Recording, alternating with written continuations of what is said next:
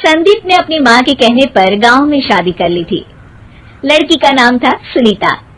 माँ का कहना था एकदम मॉडर्न बहू नहीं होनी चाहिए, लेकिन उन्हें नहीं पता था कि गांव से आने वाली बहू सुंदर सुशील तो होगी और उसको गांव से बाहर भी निकाल लाएंगे, लेकिन उसके अंदर का गांव कैसे बाहर निकलेगा। शादी के कुछ दिन बाद, माँ टिफिन तो देना जरा। बेटा अब तो स्कूल नहीं ऑफिस जाता है, माँ से नहीं अपनी बीवी से टिफिन मांगा कर। ओके माँ। सुनीता टिफिन ले आओ। एक किलो टिफिन, इसके अंदर पिस्ता डाल दिया है। पिस्ता? पिस्ता क्यों? सास जी ने बोला था ना कि आपको पिस्ता बहुत पसंद है। ओहो, मैंने पिस्ता नहीं पास्ता बोला था, पास्ता। पास्ता? कहीं होता है पास्ता? अरे बेटी तू रहने दे, मैं बना दूंगी। अच्छा किया कि पाव भाजी बनाने का नहीं बोला, वरना किसी के पाव बना देती है। सुनीता को बुरा लगता है, लेकिन उसकी नादान हरकतें कम नहीं होती। ऐसे ही एक दिन, अरे तुमने ये क्या लगाया है? अरे आप वो फूस फूस करके लगाते हैं ना, वही। डियो? कहाँ दियो? किसको दियो? अरे वही ना जिससे खुशबू आती है। हाँ हाँ सही पकड़े हैं। अच्छा लेकर तो आना। कौन सा डियो लगाया तुमने? अभी लेकर आते हैं जी। संदीप की बात मानकर सुनीता अंदर से खुशबू वाला फुसफुस लेकर आती है। OMG! OMG मतलब ओ माय गणेश ना। अरे OMG छोड़ो, और ये खुशबू वाला फुसफुस की बात कर रही थी तुम? हाँ इसी की, फिर से सही पकड़े हैं। अरे देवी, लेकिन आप सही नहीं पकड़े हैं, ये डियो नहीं है। डियो नहीं है तो क्या लियो है?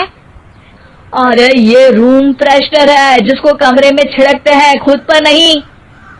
कोई बात नहीं, माँ कहती थी आत्मा किराएदार है, शरीर किराए का कर्म। हम शरीर पे ये डाल लिए तो क्या फर्क पड़ जाएगा। अरे बहू, ओ बहू, मेरे लिए फल तो लिया, फिर मैं बाजार जाऊंगी। सुनीता अपनी सास के लिए फल लेकर आती है। अरे बेटा, पपीता, तरबूज और सेब फल ऐसे कैसे खा लूं? काट कर तो लिया।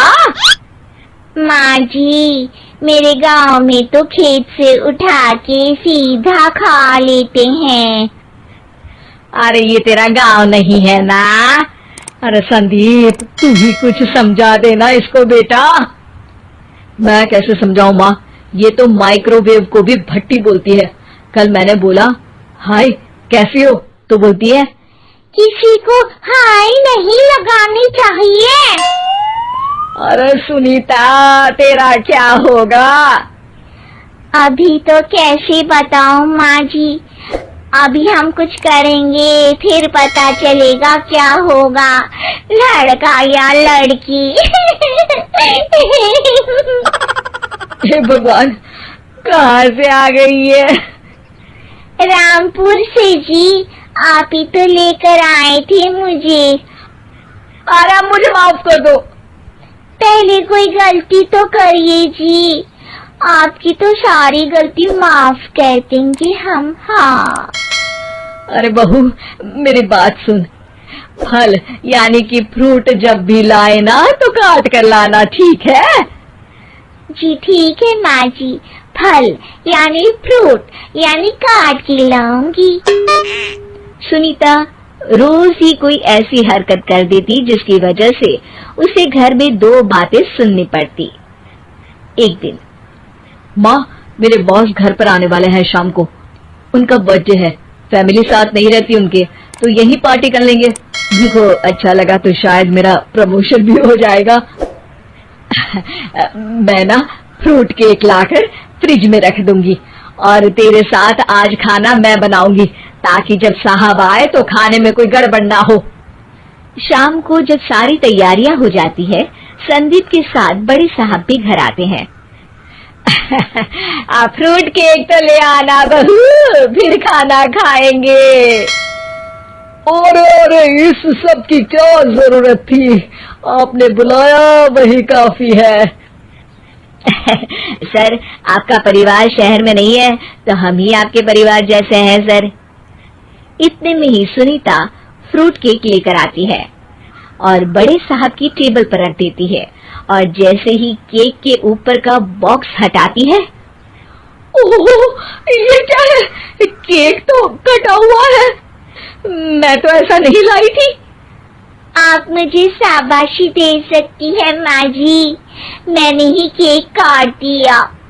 आपने कहा था ना, फल यानी फ्रूट यानी हमेशा काट के लाना, तो फ्रूट केक भी तो फ्रूट ही है ना, तो मैंने पहले ही काट लिया, हूँ ना मैं समझदार। अरे बहू, ये क्या किया?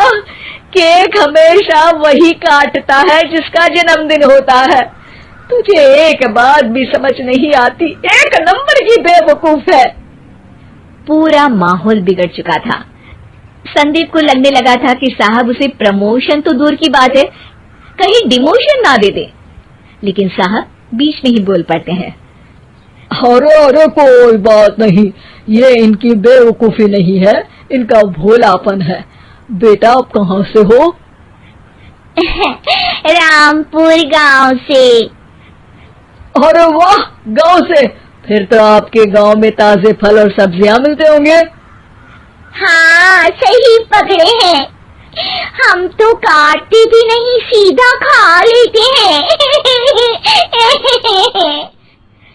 मैं ना एक बार तुम्हारे गांव घूमने जरूर चलूंगा। क्यों संदीप, ले चलोगे ना? मुझे गांव घूमना बहुत पसंद है। बस फिर क्या था, संदीप और सास दोनों खुश हो गए, क्योंकि साहब को सुनीता ने गांव की बात करके खुश कर दिया था। अब संदीप का प्रमोशन पक्का था। शिक्षा, कभी भी किसी भी गलती पर घबराना नहीं चाहिए।